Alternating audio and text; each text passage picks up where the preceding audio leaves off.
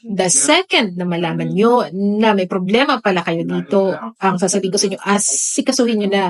Dahil sasabihin ko po sa inyo, napaka-hassle po nito, no? Huwag nyo hintayin na, ay, mag-abroad ako, may problema pala ako, o inconsistent pala yung mga documents ko. Asikasuhin nyo na po pag alam nyo may problema kayo dito. Ito po yung steps or procedure na kailangan nyo gawin. Panoorin nyo. May katanungan po si Kali1234 at alam ko lahat sa inyo makaka-relate dahil ang daming nagkakaproblema ng ating mga names, misspellings.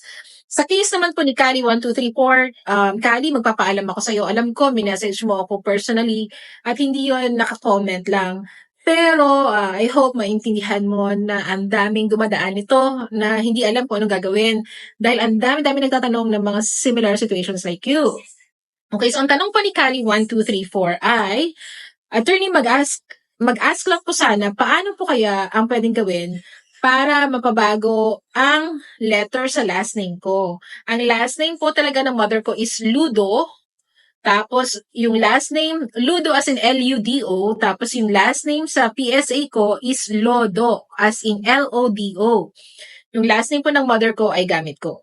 So, basically, ang problem niya po is misspelling, no, sa certificate of live birth niya, o yung tinatawag po nating birth certificate. So, unang gagawin mo, Kali, dahil sa mali ang spelling ng last name mo, so instead of naging yung Ludo, naging Lodo. Okay, so ang unang gagawin mo, Kali, is mag-file ka ng Petition for Correction of Clerical Error under Republic Act 9048.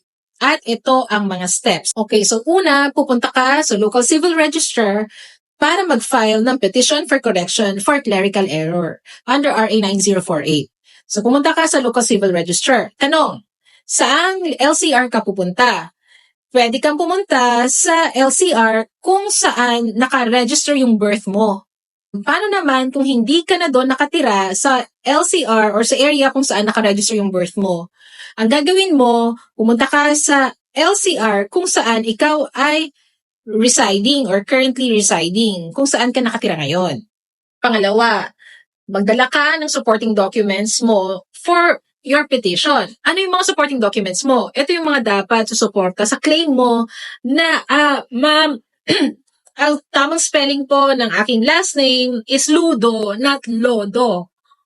Okay, so anong pwede mong ipakita? So, Kali, the supporting documents can be private document or public document. So, mahaba to, no? Pero the rest, familiar dito sa'yo. Isa-isahin natin, baptismal certificate, voter's affidavit, employment records, pwede ring school records, GSIS, SSS record, medical record, business record, driver's license, insurance, land titles, certificate of land transfer, bank passbook, NBI, police clearance, and ang sabi dito, civil registry records ng mga ascendants. So, maaari itong certificate of live birth o birth certificate din ng ating parents or ating mga lolo, lola. Pwede po natin itong gamitin as supporting documents. And then, of course, pwedeng manghingi pa sa'yo yung LCR ng other documents na sa tingin nila ay pwedeng pang hingin sa inyo, no?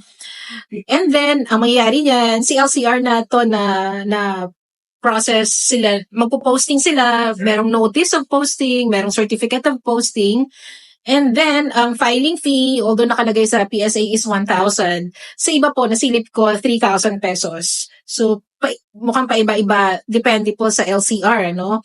Na saan kayo magre-request, saan kayo mag-petition.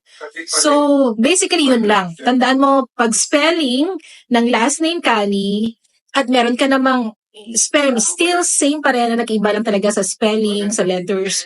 Tandaan mo, hindi mo kailangan mag-petition sa court. Pwede mo tong i-petition sa local civil register or yung LCR na tinatawag natin. So, yun lang po. I hope na nakatulong ako, Kali, at sa iba pa pong mga namumroblema sa kanilang certificate of live birth or birth certificates.